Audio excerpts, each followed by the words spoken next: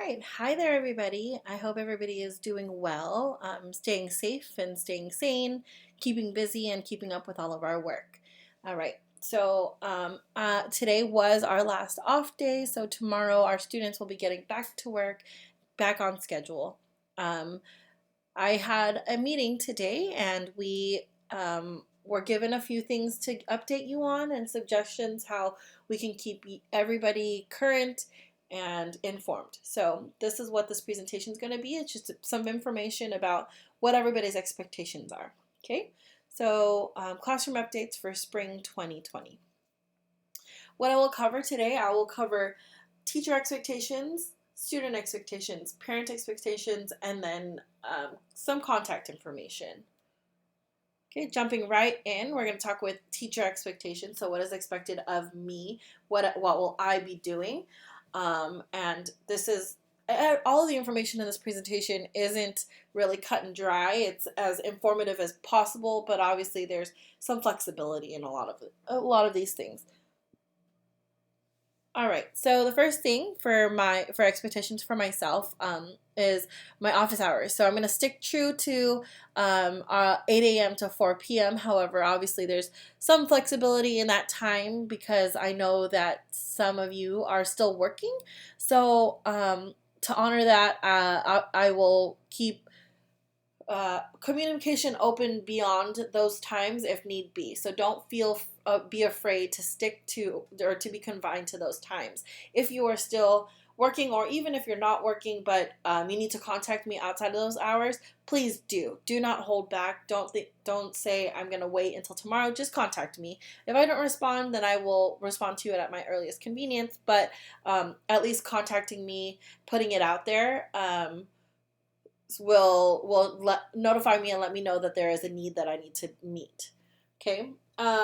Next, teaching videos. So at the beginning of this whole shift, I didn't have many videos up, but as of last week, I believe, in the week before, there's been an increase in amount of videos. There should now be one video for every activity inside of your packet, inside of our students' packets.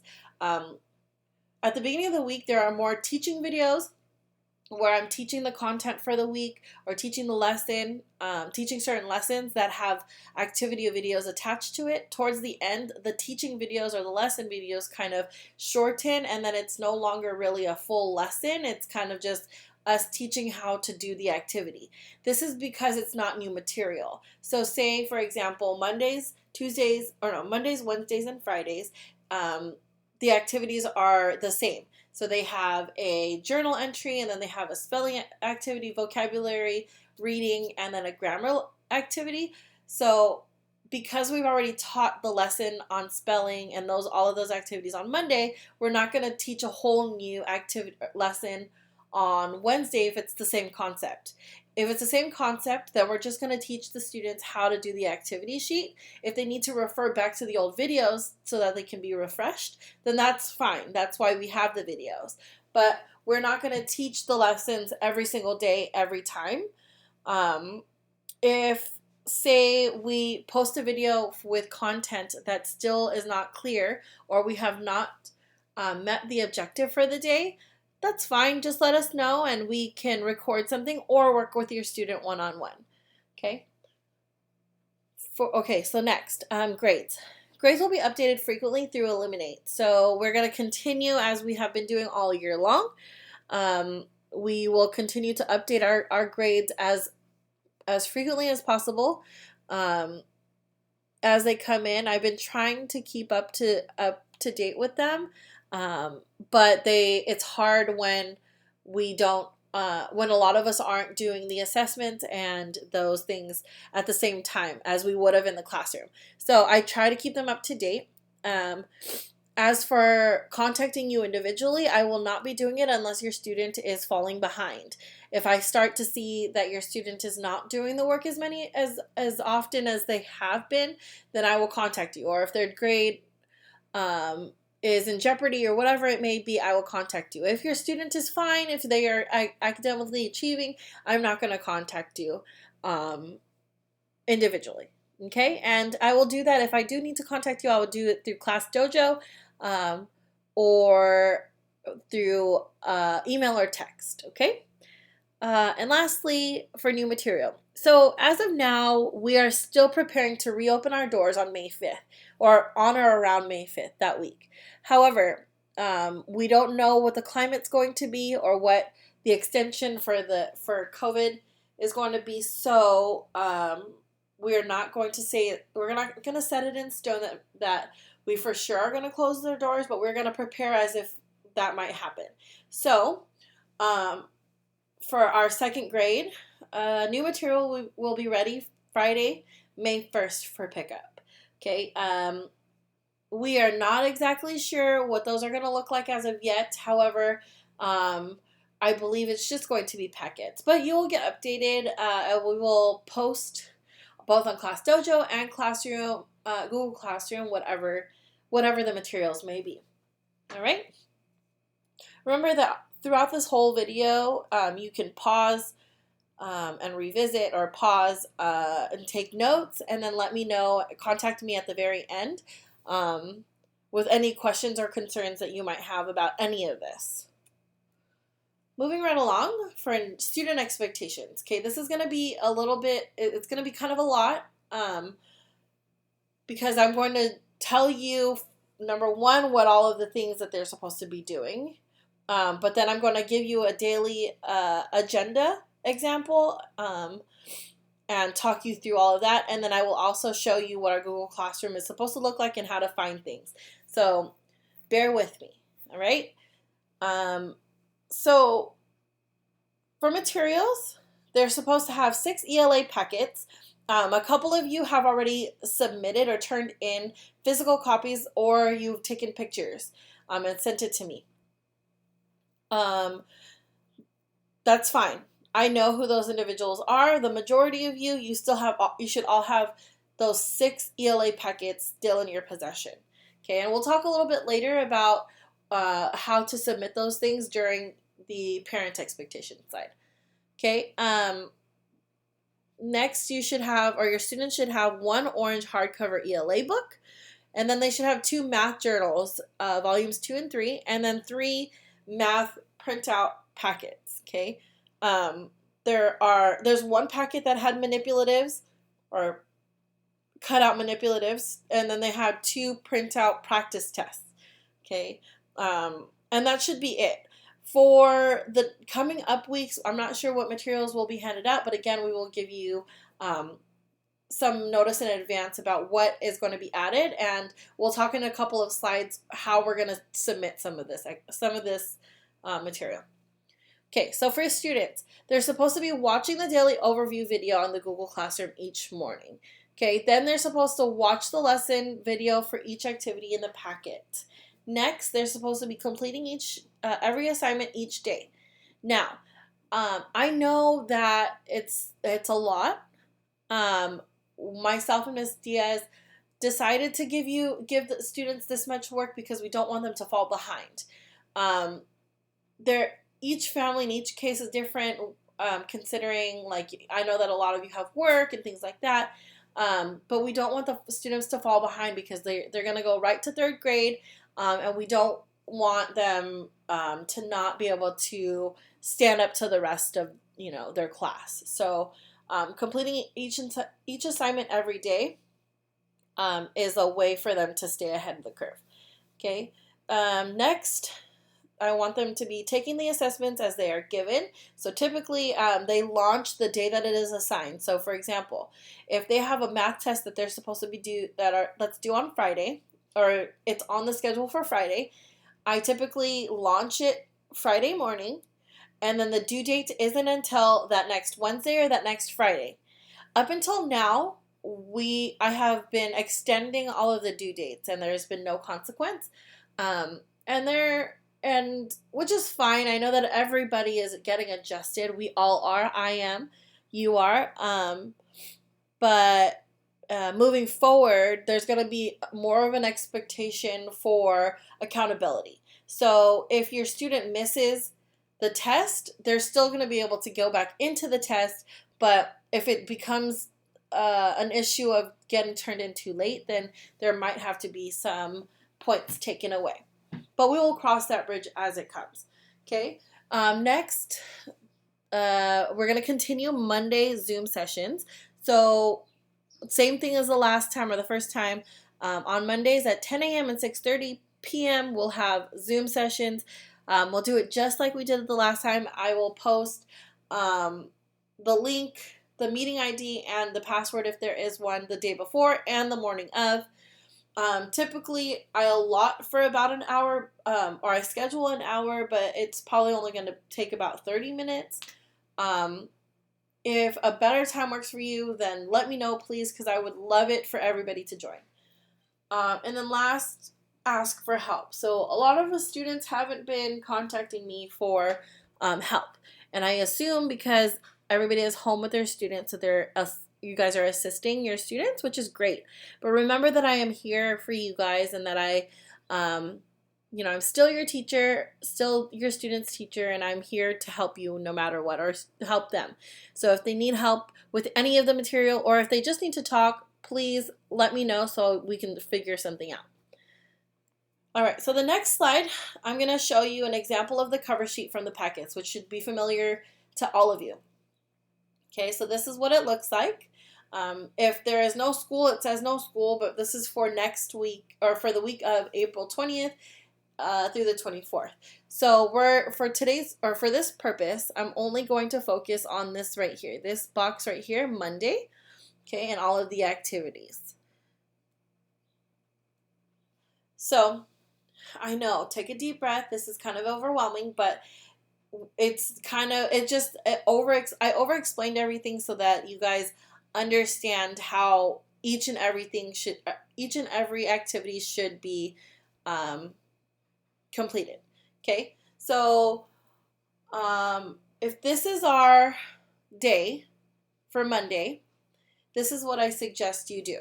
So at 8 a.m., you're going to log in, or your student will log into the Google Classroom and then watch the daily overview video. So I'm going to go over here. This is what the Google Classroom looks like. Okay, and then the student or you are going to go into the classroom. And then classwork is where you're going to find all of the meat. This is where you're going to find all of the videos and all of the information that you need. Okay, so over here, it's going to be organized by topics, and the topics are usually the date of the activities. So say I wanted to do my work for Thursday, April 2nd. Okay, the first thing that I'm supposed to do is watch the daily overview video. So for here, Thursday, April 2nd, I'm going to find the video that is my overview video. Here it is, activity overview. And then you're going to watch this 2-minute video. It doesn't take very long. It's just a 2-minute video. The beauty, though, is that it's a video, so you can pause the video and refer back to it as many times as possible. So the overview video, and I'm not going to play the whole video, I'm going to kind of just skim through it and show you. This is what it looks like. It has a welcome to the day, the date, and then this slide tells you kind of what the activities are and what the general topics are. And then, so say the first activity is Math, Unit 9, Lesson 2. There will be a slide that shows that page. Let's see, here you go, Unit 9, Lesson 2.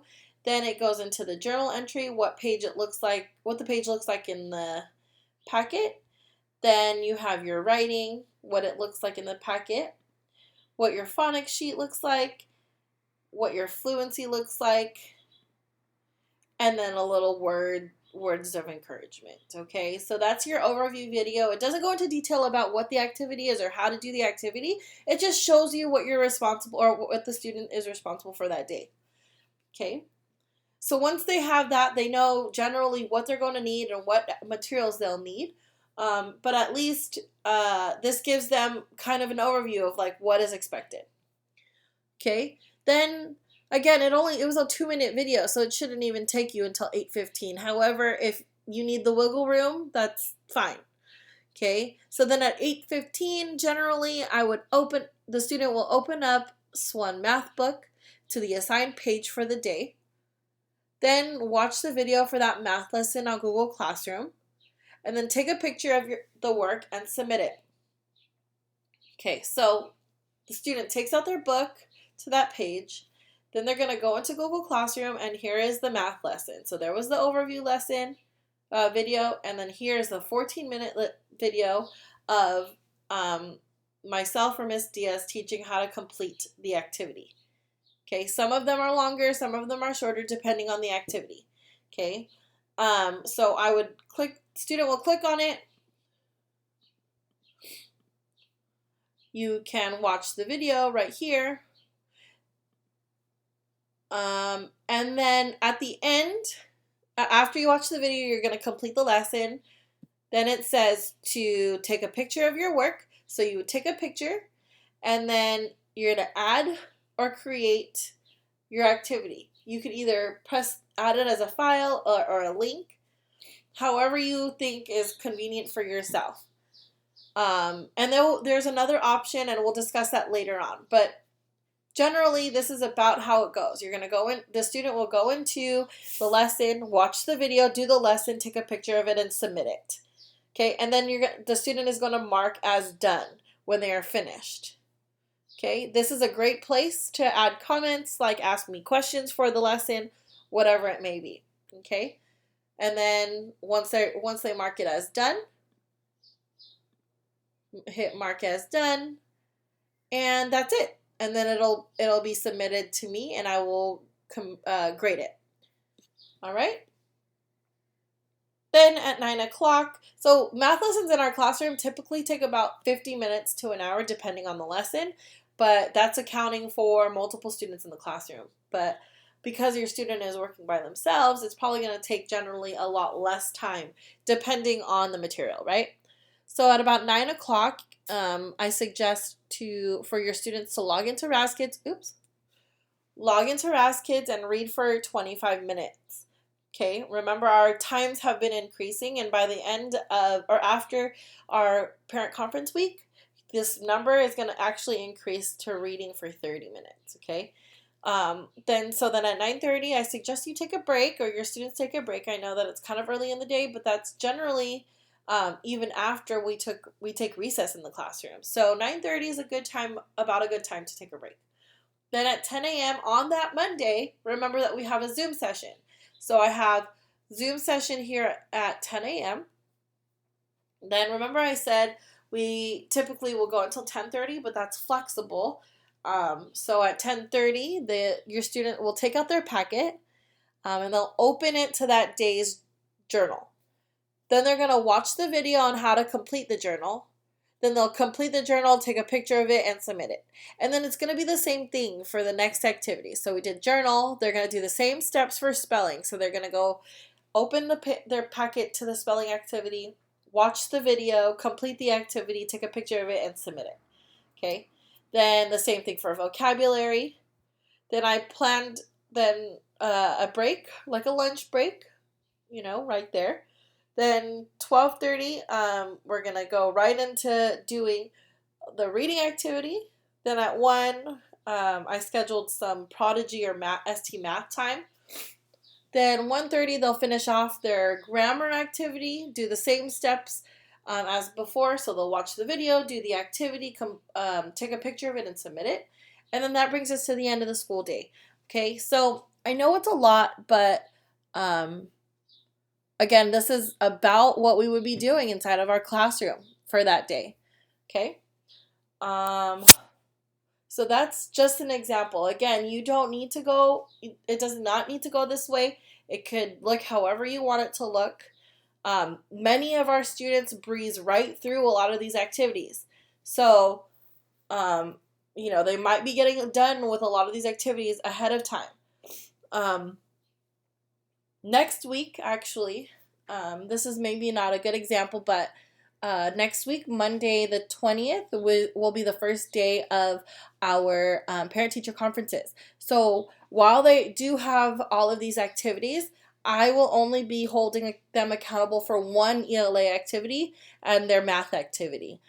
Because I cannot be doing videos for all of the activities since I'll be having conferences with all of you. Therefore, while the schedule is given to you as an example, for next week, just next week, they won't be held responsible for all of the activities. All right. So for parent expectations, well, a couple of things are the first and foremost work submission, and it's been kind of in the air because we didn't know what was going to happen and how we were going to run it.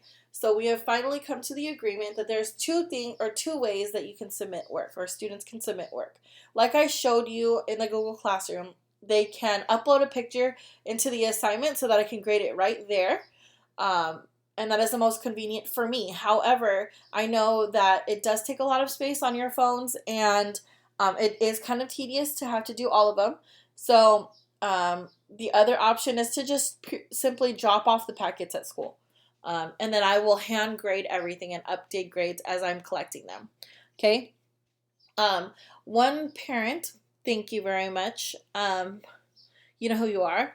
Suggested to use download and use the scanner app called Genius Scan. It scans your document, and it utilizes less space on your phone, so you're not all of the pages that you're going to be taking pictures of aren't going to be eating up all of the space on your phone. Okay, so it's called Genius Scan. I also learned that if you have an iPhone, if you go into the Notes application, so the one that looks like a sticky pad, there is a button that you push on it that says scan a document. So if you want to use that, you can also use that as an option. If you need me to record any tutorial videos, please contact me and let me know, and I will post it for everybody. But as of now, if you don't need them, then those are the options that I can provide for you. So again, scan and submit, and you can either submit through Google Classroom, ClassDojo, or email them to me. Okay, or you can drop off the packets. What I would suggest is, if we do end up extending school closures, when you go to school to pick up your new packets, that's when I would drop off all of your material for previous to the new packets being distributed, and while you are picking up everything. Okay. All right, so that's work submission. Next, for updates, please just keep checking on ClassDojo as frequently as possible. I know that a lot of you guys are really on top of it, and I see it. So thank you to you guys. But the rest of you, if you don't have notifications on ClassDojo already, please turn them on because they're important. And then you won't have to be asking me questions that have already been addressed. Okay? Lastly is communicate. So I really don't have to worry about this with most of you guys. Actually, pretty much all of you guys have good communication. I just want to remind you, please don't hesitate to ask me any questions you may have, because I know that there's a lot of things that are happening in the world right now, and it's really hard to adjust to all of this madness. But I am here for you. I am still your student's teacher. But beyond that, like, I am your liaison. So if you need anything, even outside of just schoolwork, I am here for you. Just, you need to make sure to communicate with me that you have these needs. Okay. Also, I'm human, and, I make mistakes. So I don't know if there is any other suggestions that you might have to make things easier for yourself. Please let me know, because I will make the adjustments, and maybe it not only helps you, but it helps everybody else. Okay. I am very much open-minded and open to change. All right. So lastly, I have contact information, and you guys should be well acquainted with how to contact me, but here it is, our last slide. This is my email address, my cell phone number. Please don't feel like you're impeding on me if you're texting me. That is the fastest way to get a response. So if you need anything, text me. ClassDojo, my phone, again, gets all of the notifications right away. And then the Google Classroom.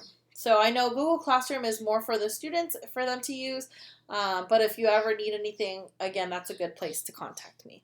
All right. So that brings us to the end of the presentation. I hope that was very informative. I know that it was kind of a long one. But again, the beauty of all of this is that it's recorded, so you can pause it and rewind it if you ever need information. All right. I hope everybody has a great rest of your day, and see you later. Bye bye.